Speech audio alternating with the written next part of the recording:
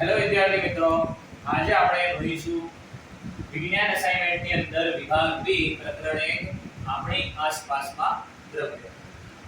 તો એમાં આપણને ક્વેશ્ચન 1 માં વ્યાખ્યા પૂછી છે. વ્યાખ્યા આપો.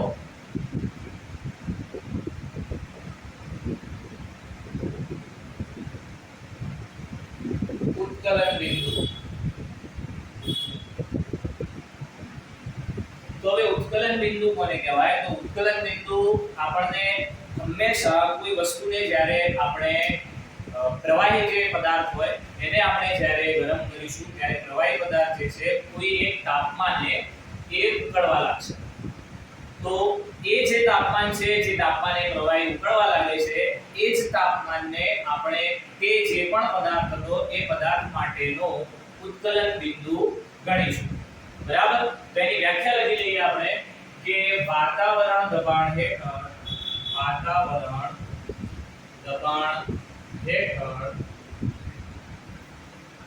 કોઈ પ્રવાહી પદાર્થનું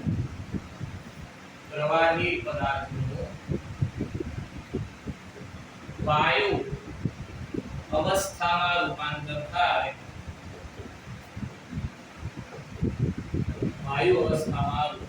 થાય તે પદાર્થને તે તાપમાનને તે પદાર્થનું ઉત્કલન બિંદુ કહે છે. એટલે શોર્ટમાં યાદ રાખવા માટે શું રાખવાનું કે પ્રવાહી છે એને આપણે ગરમ કરી રહ્યા છીએ અને વાયુમાં રૂપાંતર પામે છે. તો જે તાપમાને આ પ્રવાહી વાયુ સ્વરૂપમાં ફેરવાય એ તાપમાનને ઉત્કલન બિંદુ કહેવામાં આવે છે. બરાબર છે? તો આ છે ઉત્કલન બિંદુની વ્યાખ્યા. અને જો પાણીનું ઉત્કલન બિંદુ આપણે જોવા જઈએ તો પાણીનું ઉત્કલન બિંદુ 100 સેલ્સિયસ છે. બરાબર છે? હવે બીજી વ્યાખ્યા આપણને આપવામાં આવેલી છે બાષ્પીભવન.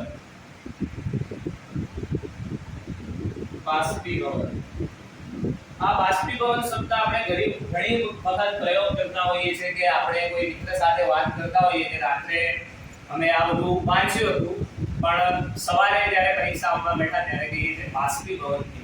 તો બાષ્પીભવનનો અર્થ શું? એટલે કે ઉડી ગયો, એટલે મગજમાંથી જતું રહ્યું. આપણી સાદી ભાષામાં આપણે એમ સમજીએ છીએ. પણ વિજ્ઞાનમાં આપણે કોઈ પદાર્થ માટે, દ્રવ્ય માટે બાષ્પીભવનનો અર્થ શું નીકાળ્યું? તો બાષ્પીભવનનો અર્થ થાય, આમ તો જ્યારે આપણે ઘરમાં જોઈએ છીએ કે જ્યારે પોતું લગાવવામાં આવે છે ત્યારે થોડા સમય પછી એ પોતાની આપમેળે સુકાઈ જાય છે. પછી જ્યારે કોઈ રકાબીમાં કે પછી કપમાં કે ગ્લાસમાં કે બોટલમાં આપણે કોઈ પાણી ભરીને મૂક્યું હોય, થોડાક સમય પછી અથવા 1-2 દિવસ પછી જો એનું અવલોકન કરવામાં આવે તો એ પાણી ઉડી ગયું હશે અથવા તો એમાં થોડું એનું જે લેવલ છે પાણીનું એ ઓછું થઈ ગયું હશે. તો એનો અર્થ શું થયો કે એ પાણીનું બાષ્પીભવન થઈ ગયું. તો એની વ્યાખ્યા છે કે ઉત્કલન બિંદુ કરતા નીચા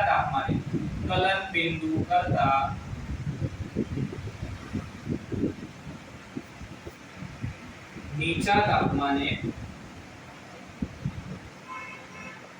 કોઈ પ્રવાહી પદાર્થનું વાયુ અવસ્થામાં રૂપાંતર થાય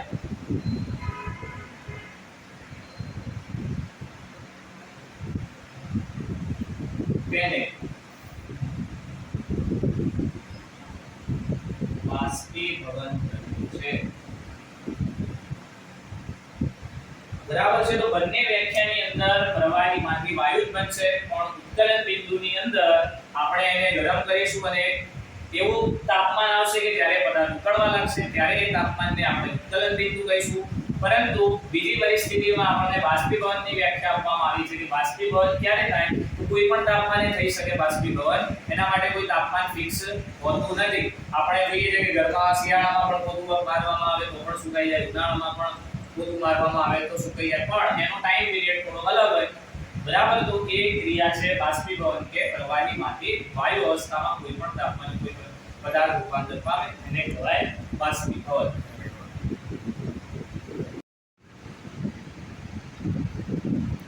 તો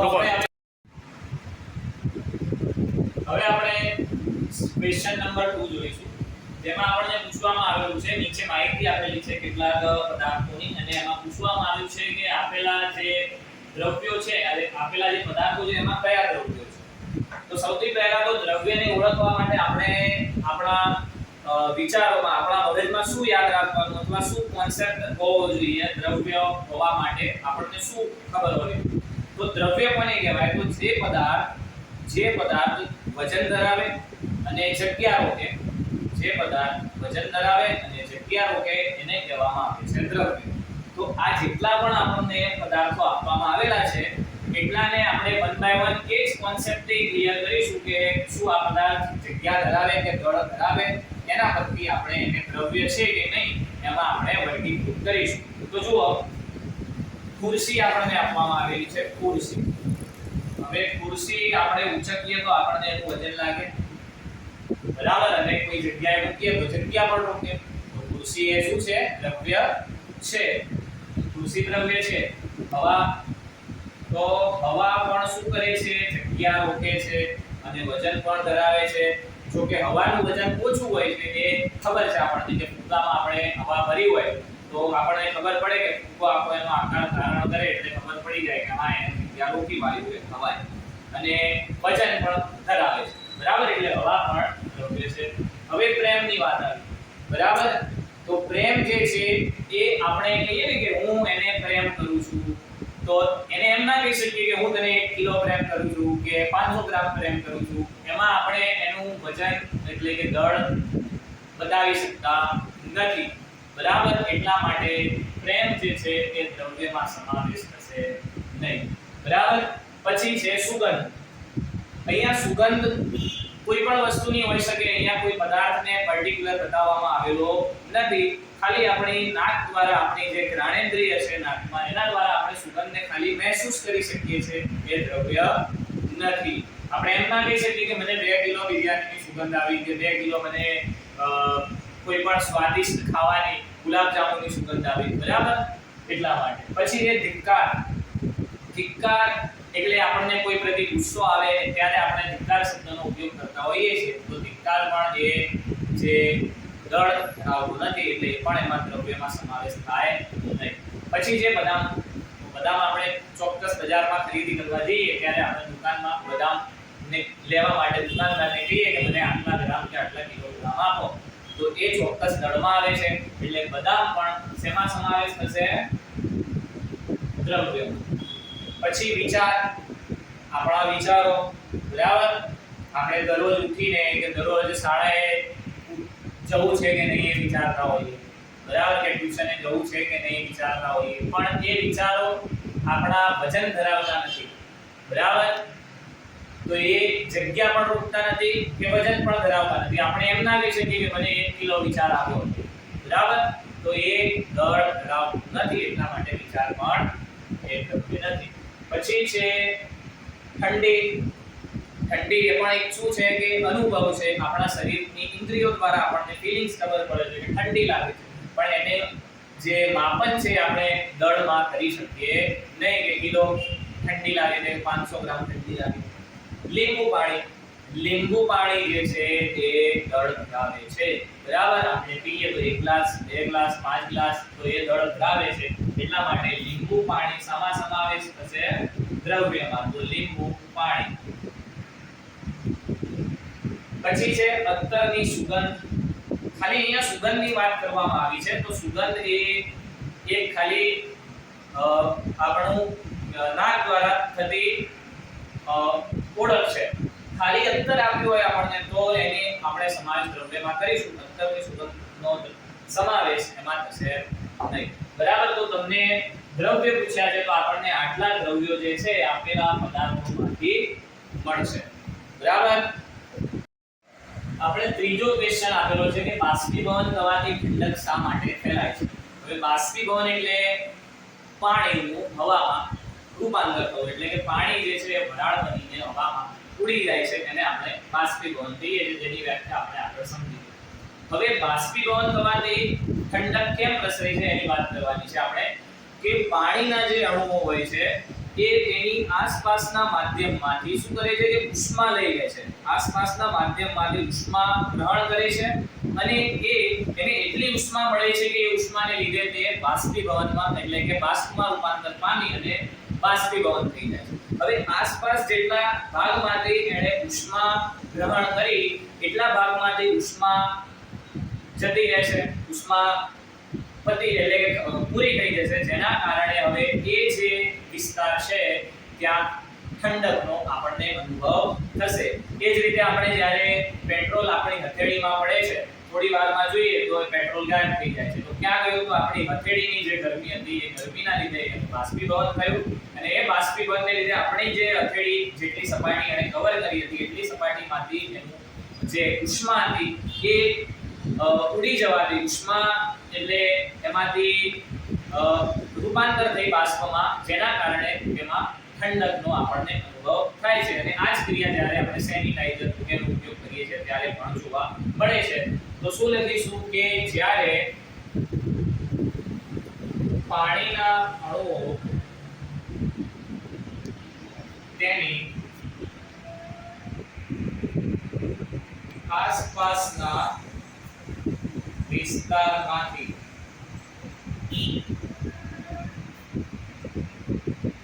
ઉષ્મા ગ્રહણ કરે ત્યારે બાષ્પમાં રૂપાંતર થાય છે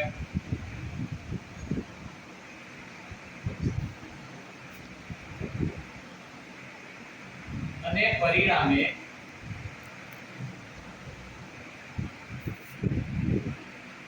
ઉષ્મા બાષ્પમાં ફેરવાઈ જતા ત્યાં આપણને ઠંડક અનુભવાય છે. બરાબર છે? અહીં આપણને ક્વેશ્ચન નંબર 4 આપેલો છે કે નીચે દર્શાવેલી જે આપણને કિંમત આપેલી છે એ તાપમાન આપણને કેલ્વિન કે એટલે કેલ્વિન માપકમાં આપેલું છે. કેલ્વિન એ તાપમાન માટેનું આંતરરાષ્ટ્રીય એકમ છે, એટલે એને SI એકમ પણ કહેવાય, જે તાપમાન એકમમાં મપાય છે. જેમ અંતર હોય તો મીટરમાં હોય, સમય હોય આપણે સેકન્ડમાં માપીએ છીએ SI પદ્ધતિમાં, એ જ રીતે અહીંયા તાપમાન માટે કેલ્વિન માપકનો ઉપયોગ કરવામાં આવે છે. હવે જ્યારે કેલ્વિનને આપણે સેલ્સિયસમાં ફેરવવું હોય તો એના માટે શું છે? તો જ્યારે કેલ્વિનને આપણે સેલ્સિયસમાં ફેરવવું હોય, કેલ્વિનમાં તાપમાન આપેલું હોય અને જ્યારે સેન્ટીગ્રેડ સેલ્સિયસમાં ફેરવવું હોય તો જે પણ કેલ્વિન માપક્રમમાં જે કિંમત આપેલી હોય એમાંથી આપણે 273 માઈનસ કરવા પડે.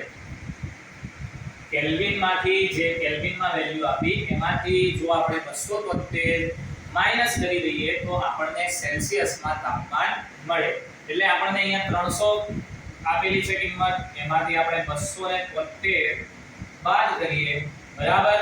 તો અહીંયા 2 9 10 7 2 0. તો અહીંયા આપણો જવાબ 27° સેલ્સિયસ મળે છે. બરાબર? કેલ્વિનમાં આપેલી હોય તેમાંથી 273 માઈનસ. એ જ રીતે અહીંયા પણ 573 આપેલી છે કિંમત, એમાંથી 273 બાદ કરવાના છે. 3 માંથી 3 0, 7 માંથી 7 જાય 0, 5 માંથી 2 જાય 3. તો આપણો જવાબ મળે છે 300° સેલ્સિયસ. તો આ રીતે ફેરવવાનું.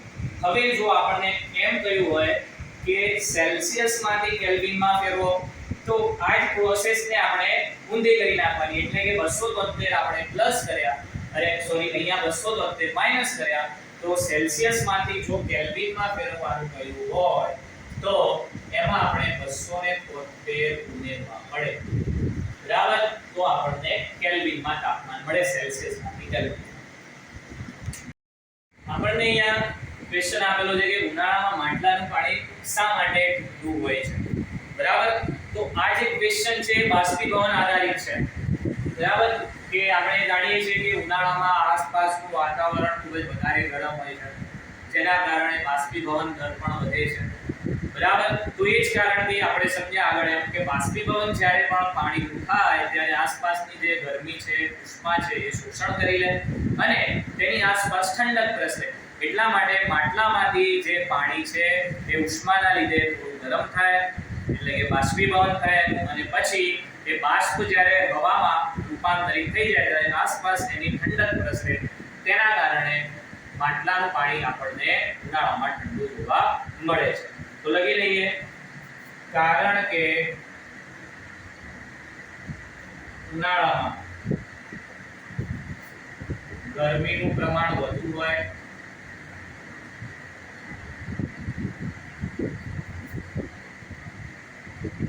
હોવાથી બાષ્પીભવન દર વધે છે. પરિણામે તેની આસપાસની ઉષ્મા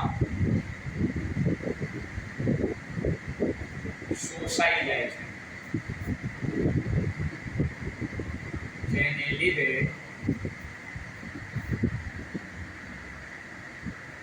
આપણને ઉનાળામાં માટલાનું પાણી ઠંડુ લાગે છે.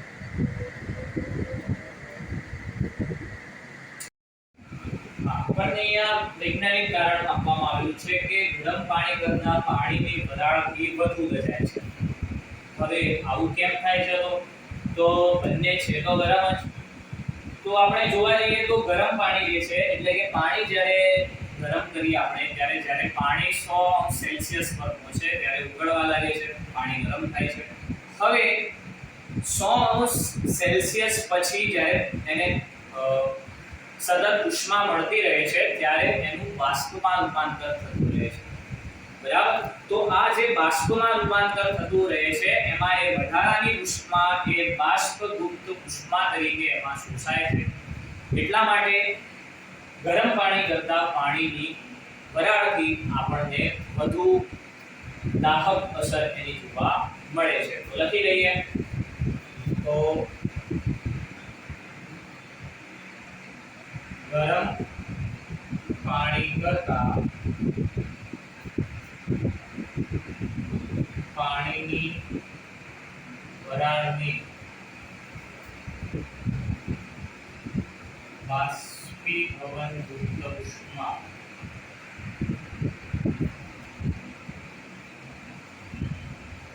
વધુ હોય છે. તેથી ગરમ પાણી કરતા પાણીની વરાળથી